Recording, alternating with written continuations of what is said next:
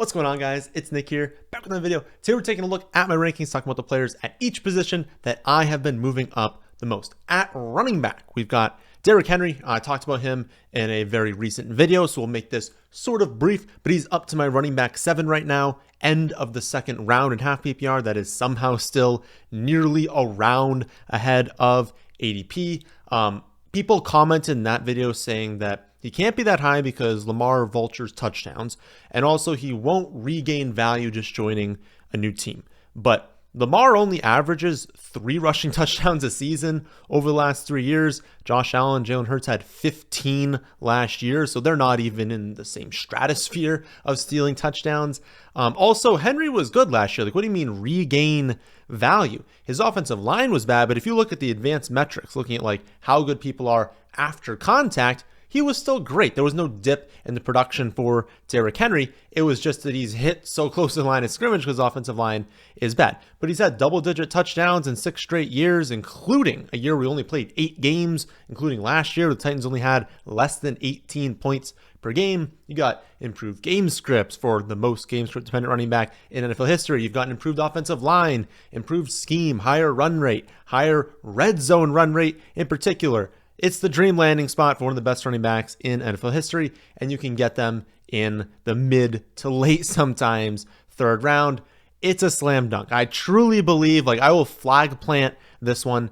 Derrick Henry is a slam dunk pick this season. There are very little concerns. The only way he does not return value is if he gets injured, and he still could end up returning value just on like what you're getting each week. A locked-in running back 1 with 153 touchdown upside anytime he steps onto the field. It's just like, it's too easy. You know, like, he should probably be, I would say, a first-round pick. I could pretty easily move him up into the first round, but no reason to do that if he is going in the mid to late third. Also moving up my board is Joe Mixon to my running back 15. It's not like a huge increase, but I have moved him up just a little bit. That now is a mid 5th round ranking, right at his ADP. I think what I want to talk about here was that, like, I don't think you guys see me draft Joe Mixon all that much. Don't hear me talk about him in like any of the videos because I haven't been drafting him a lot.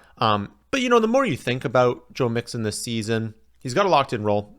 They are not going to go to the backups. I know they talk about Dameon Pierce, but I feel like they're going to end up trading Pierce. But if they don't, he's just going to have a marginal rotational role just to kind of keep Joe Mixon fresh and healthy. But Mixon's going to have a very locked-in role. And he's one of those players where it's like his role will hit in all 3 areas. We always talk about in fantasy scoring, no matter your scoring format, obviously you want it more in full PPR, but receptions truly do matter because they're more efficient than carries. They also matter from the standpoint of game script. If you are involved in the receiving game, when your team gets down, you're still involved. You're still getting touches, and they're more efficient touches. But if you have a running back that's only in the receiving game, only on the ground, now there can be certain games throughout the season where it's just not a game script that favors utilizing them. The other running back will get more involved. That's not really the case with Mixon. It doesn't matter if they're up, they're down, close game. It doesn't matter at all. They are going to use him a lot, and that also helps with scoring. When you add in, he's going to have touchdowns, he's going to have receptions, he's going to have carries, he's going to hit in all those 3 areas of the game. He's not going to be scripted out of games. It just makes him super safe. Do I think he's going to be a top 5 running back? No. But do I think it's theoretically possible that a team that, you know, scored a ton through the air last season just happens to have a little bit of variance where Mixon gets up to like 10 or 12 touchdowns and he does have a top 5 season? I don't think it's like out of the question. If you told me that at the end of the year, oh yeah, he ended up 4th, I wouldn't be like, how? I'd be like, okay, yeah, they were a good offense. He happened to get lucky scoring touchdowns. So when that's the case, and when the floor, you know, isn't that bad, I'm going to talk about that a few times today. I feel like his floor isn't that much lower than the running back 15, so you're getting him at a pretty good discount. I don't know, he feels like a safe pick, maybe not massive upside, but I probably should be getting more of it. Another player who's a very, very, very similar take is Stevenson, just a little bit cheaper. My running back 19 now. I have him ranked in the mid 6th round, so like 1 round later. And he's actually half round ahead of ADP, so he actually goes a round and a half after Joe Mixon. But similar take, right? Worse offense, obviously. But we have that locked in role. and at least it's an improved offense. Last season, the Patriots were a complete dumpster fire, and it was pretty difficult for anyone to produce on a team that basically was not scoring, had I think multiple games in a row they didn't score a touchdown. I know it's at least 2 in a row, but I think 3 games in a row they didn't even score a touchdown.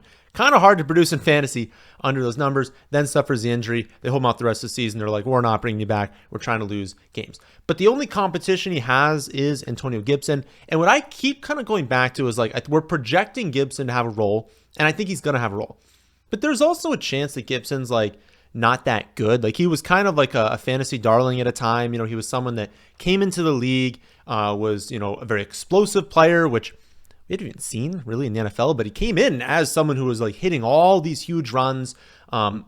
Basically was used as a sort of a wide receiver at times in college, but was used as a player who they would scheme touches to and try and hit for a home run play. And he was really good in the receiving game, right? They used him in both areas in college. And then he comes in and it was at first he was kind of only used on the ground, which was odd. And they shifted his role to only use through the air. And it kind of felt like the Commanders were how can we utilize this kid, and never really figured it out. Are we just assuming that the Patriots are going to do that? I don't know if that's ever going to happen. So worst case scenario for Gibson, or for Stevenson, is that Gibson is used as the backup, is used in the receiving game. The Patriots kind of still stink, so there's no real touchdowns. He's not used as much in the receiving game when they fall behind.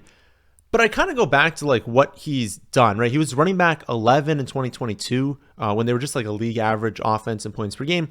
He dropped to 23rd last season before the injury, but they were averaging 13.5 points per game. And in my eyes, that does still feel like his floor, even with Gibson there, because they're not going to be worse than 13.5 points per game. They're going to score at worst, 16 or 17, and that's still a very bad season, right? They were horrible last year. I think even the touches he could lose to Gibson potentially will be more than made up for by the fact that Stevenson's still going to be the goal line back, the one they use in the red zone, and they're going to be there more. They're going to score a little bit more this season. So it feels like how I was alluding to with Mixon, you're buying pretty low on Ramondre Stevenson at running back 19. How much worse than that do we really think he's going to do if he stays healthy? It could be 22, 23, 24 maybe, but it could also be a low-end running back 1, a high-end running back 2, if this offense can approach 19, 20 points per game, because they're going to run in a few touchdowns. And I still truly believe there's an outcome here where Gibson's just not that good. Stevenson is close to a feature back, and there's basically no feature backs anymore in the NFL, so that would be exceptionally valuable. And he is good in the receiving game. I think you got to go back to that is Gibson, that would be his role, but Stevenson's still a great pass catching back. So I feel like I need to get more Stevenson as well. I think final running back I've moved up is Ty Chandler, up to running back 45. Now have him as a mid 13th round pick, which is basically right at ADP. Also a player I've moved up, wasn't getting him a lot, kind of thought about it more, and it was okay, what's the case for Ty Chandler? Case for Ty Chandler is gonna get some touches while Aaron Jones is healthy. I think most likely outcome is Aaron Jones is the starter, that Ty Chandler is just not someone you're using in fantasy while Aaron Jones is healthy. But there is still a path where Aaron Jones is 30 or turning 30 this year. I think he turns 30 in December, early December. He's coming off his least efficient season since his rookie year. He has struggled staying healthy. So there are kind of multiple outs here. Does he drop off in efficiency even more? And they kind of look to Chandler being well, you're outproducing him and use him? Maybe.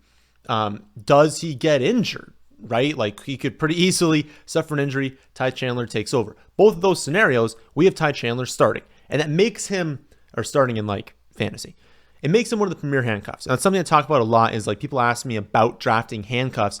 I do it sometimes. You mostly want to draft other handcuffs. But for the most part, you only want to target the ones where it's if there's an injury, they're going to be awesome. And I kind of wrote down a list of the ones that I feel like that could be. Trey Benson, which, he goes kind of early to be called a handcuff, but we'll just call him one. So it's Trey Benson.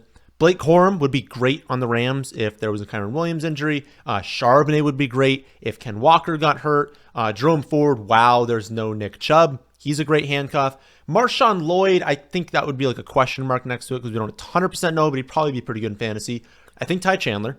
Kendre Miller, another question mark one because how good can he be in the receiving game, but he'd still be someone who's starting if Kamara got injured.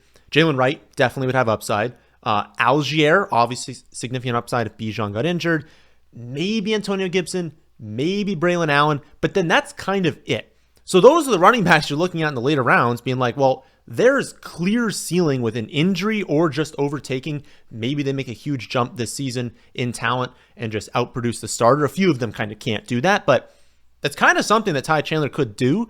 And so he needs to be in this range. And I kind of had him a little bit on the lower end of that list. So moved him up right at ADP. I think I should be getting more of him as well. Basically, that was the theme for a lot of these players was reevaluate.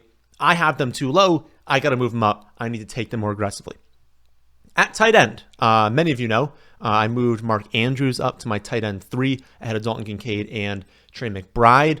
Now I have him as a mid-4th round pick, about a half a round, depends on the site, ahead of ADP, but a spot where you should get a lot of him if you use the rankings. Watch the video. I'll put a card on the screen right now. Watch the video for like a full take on why I did that, but kind of the TLDR is, we know what he is, right? Top 5 tight end in 4 consecutive seasons, tight end 3 last season before getting injured. And McBride and Kincaid, great players. I think going to be great, but they're still all projection based, right? They did not finish as top 8 tight ends last season. When you look at McBride, so much more target competition compared to when he was going off. Doesn't have Marvin Harrison Jr., doesn't have Zay Jones compete with last year.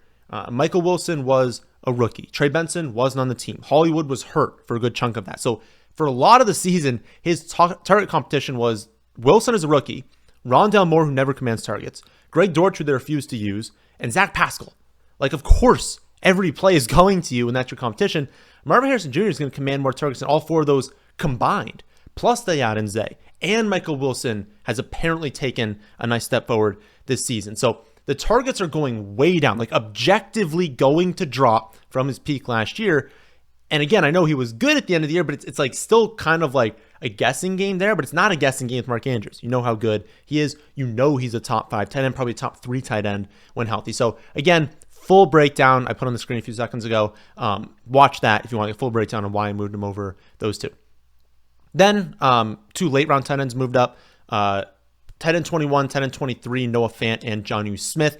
Basically, those are like my favorite sleepers, so I moved them into a range in that like 15th round range, 1 to 2 rounds ahead of ADP, where if you're in this range, you want that final tight end, you want to double dip in that spot as like your last pick in your draft. Those are the 2 you'll kind of end up with. Talked about them a lot in the sleeper video, but what we're looking for in these late round tight ends is elite athleticism, hopefully also on elite offense. You're not always going to find it, right? Because most of the time those players are going the mid and early rounds. But I think, Jonnu has both. Jonnu has elite athleticism, and the Dolphins are obviously an amazing offense. And then Noah Fant has like 1.5, right? Noah Fant is an incredible talent, high-end athleticism, hasn't really put it together yet. You can say that that's been quarterback play. It's been system. It's been like him just being a young player. We've made excuses. So, not a guarantee to hit because maybe it's like we keep making excuses and it'll never happen. But I think Seattle's going to have a good offense this year. I have moved up the projection for that offense. I've given them more passing yards, a higher rate. That's kind of why he also went up, a higher pass play rate, why he went up in the rankings as well. Just, kind of hearing everything about how this offense is going to look compared to years in the past. And then, of course, with the tight ends leaving, you've got Will Dissly, you've got Parkinson, both leaving the team. That's a lot of targets that are being left behind. And they don't really have anyone behind Fant that has any sort of talent at tight end. So it's kind of just like his role now. So I think both of those 2, again, they really hit on what we want to look at for tight ends late. No use in getting, mediocre athlete on a mediocre offense and praying they fall into the end zone 6 times. Find someone who's got great athleticism, great offense. If it doesn't work, it doesn't work. You cut them, you go with someone else. But those are 2 that have moved up because I want us to be getting them later on. At wide receiver, Jaylen Waddle is up to my wide receiver 16. Not a huge bump for him, but a few more spots because I wasn't getting a ton of him. And I feel like I need to get more because he's kind of everything we want in a pick. Not necessarily this early. This early, you'd still love a player who's complete in all areas. Like, it's still not great that Tyreek Hill is on the team, right? He's not a number 1 wide receiver. But when you kind of think about what you're getting with this pick, right? He's been the wide receiver 16, 7, and then 34 last season, but was 18th in points per game before getting injured. So he's always been kind of in this range, in this like mid to low teens range, or I guess mid to high teens range if we're thinking about it with the numbers base, but like a low end 2, mid to low end 2 for fantasy while Hill has been healthy. But it comes with the spiked weeks that we love. And this is your second pick, so you're not as concerned with the spikes. And it's like, everyone has these spikes. So when you have these players that are capable of 30, that can win you a week. Whereas if this is your second player and sometimes they only score 6, that's okay, right? You can kind of get over that. But the ceiling is league winning, right? I mean, if Tyreek Hill ever got injured, we know for a fact that Jaylen Waddle is going to be a top 3 wide receiver. I mean, we only have one game as a sample size. We had 8 for 142 and a touchdown. So we don't technically know with 100% certainty he'd be top 3, but I can feel pretty confident saying if Tyreek Hill, MCL sprain, going to miss the final 4 weeks of the season, Jaylen Waddle every week will be ranked as a top 3 wide receiver, and he's going to drop at least 2 nukes, right? So having a player that has that sort of upside is phenomenal at any point in the draft. But then when you also think about the floor, it's like, well, if I'm getting him at 16, he's been 16, 7, 18. If we look at points per game before his injury, how much worse than 16 do you really think he's going to be? And then think about the role in the offense. It's like, okay, who do you think another wide receiver is going to be commanding targets? Do you think they're going to be significantly more run heavy? We know what Miami is. We know what this offense is. We know how they're going to operate. We know they're going to feature both these 2 players. So the floor for Jaylen Waddle is pretty high. Probably not going to be, in the mid 20s for wide receiver, even while Tyreek Hill is healthy. So you're buying a little bit higher than probably his average outcome for the upside of league winner. And I think that's worth it in this range of the draft because there's a lot of wide receivers in this general range where their floor is like the wide receiver 30. There are wide receivers in this spot where we're projecting them to take big jumps or we're projecting this offense to take a big jump. But it's not really a projection for Waddle. We know exactly what he is. We know how good he is. He's worth this pick. Sometimes you got to be taking players like that when they also come with upside. Similar-ish take with JSN, now my wide receiver 42, now ranked as a late 7th round pick, about 7 spots above ADP. Of course, I talked about the bump for the Seattle offense. That's going to coincide with the bump for JSN, right? If I give more passing yards, more passing touchdowns, or more plays and more passing yards, obviously JSN's going to move up, right? But also kind of moved him up because I feel like I jumped off him a little bit too early. I was locked in on JSN as a prospect last season. Prospect model loved him. I loved him as a player. Obviously didn't have a great rookie season. It's not great that the metrics were bad, the underlying metrics. My year 2 model doesn't love the underlying metrics mixed with how he did, even when you tell it how good of a prospect he was. So those things kind of pushed me back and I was like, okay, maybe we're off on JSN. But I also kind of thought he'd be going a little bit earlier. If I'm ahead of ADP at the wide receiver 42, I don't know how much risk is there that JSN's the 60th best wide receiver. Because if we think about it, kind of a worst case outcome last year, right? And he was 48th last year in fantasy scoring. Gets hurt at the end of camp. Any time missed for a rookie in camp is hugely detrimental.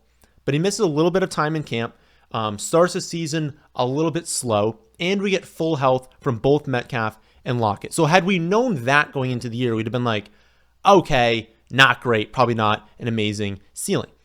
But again, that's worst case scenario. That's as a rookie. I don't know, how much worse could it really be? Can he even be the wide receiver 60 when he's fully healthy? We're getting him pretty close to that floor. And I think obviously easy wide receiver 2 if you get an injury to either Metcalf or Lockett. There's a chance that, Lockett another year older, maybe JSN just starts outproducing Tyler Lockett, which is, kind of what I have in the projections right now. What if the offense really starts to push the ball downfield? Remember, the reason that JSN wasn't amazing last year was because every single target was so close to the line of scrimmage that there was no weekly upside, because even if he could rack up 5-6 receptions, it didn't go anywhere because he was getting the ball so close to the line of scrimmage. But we know he's a talented player. We know he can get downfield. And if that's going to be more of a thing this season, I don't know. Wide receiver 42 feels like a very fair price for someone who we know is talented, we know can be involved. I need to get more of them. Had to move up. Last wide receiver is Ricky Pearsall, up to my wide receiver 63, now an early 12th round pick, a little over 2 rounds ahead of ADP. Honestly, I only moved him down because I was like 4 rounds ahead of ADP, and I was like, I can't be this aggressive. I was getting him in every single draft, but I kind of want to go back to getting him in every single draft. Like, I'm locked in at this point. Like, if you asked me who is this year's Puka Nacua, my answer is Ricky Pearsall. Like, I think that's the clear answer. When you're looking for this rookie breakout, you need an elite offense, right? Like, Puka would not have done that on 20 different teams in the NFL. Like, you need good coaching. You need to be on a great offense. Those two are the case with Pearsall. He's a phenomenal player. Like, I know analytic metrics, analytic models, my model in particular, does not like him because the production is not there. But he is objectively a very, very good wide receiver. He is already tearing up camp. You have the out of Ayuk getting traded, Debo getting traded, because both of them want a contract. They physically cannot pay both of them, so they got to figure out who they're paying. That could happen before the season. That could happen mid-season. Either one of those happen, he's a league winner at this ADP. Even if that was basically all that happened was Seahawks went up, right? I increased touchdowns by half or one. I don't remember which one it was. Increased the passing play rate. I increased the total plays overall by a very small amount because I have a little bit more faith in the offense. That just boosted everyone up. Also, I'm taking a pretty big hit off of Geno right now. Like, I'm not even projecting him to be the full-time starter. I'm giving them a chance to start someone else because I don't get why his ADP is so low. Like, I'm still ahead of ADP, not even projecting him as the full-time starter. If I projected him full-time starter, I'd have him multiple rounds ahead of ADP on every platform. I don't get why his ADP is so low, but also I haven't been getting him. So I need to figure out a way to just stop drafting quarterback, be like, Geno Smith is going to be there later on and draft him. Haven't done that so far. So I need to pay a little bit more attention to that, be a little bit more relaxed at quarterback, know that there are some good options later on, and Geno Smith is one I would target. So if you want to see my exact rankings for every player in every scoring format, see that on my website, thefantasyfootballadvice.com. While you're there, you can check out my results for this year's draft strategy study. I performed the largest draft strategy study the industry has ever seen this offseason. Take a look at the results there. Kind of tells you when it's optimal to draft certain positions, depending on your scoring format and depending on your specific league settings. How many wide receivers, how many flex options do you have? So leave a like if you watched this far. Make sure you subscribe so you don't miss out on any more free content. But that'll do it for this one, and thanks for watching.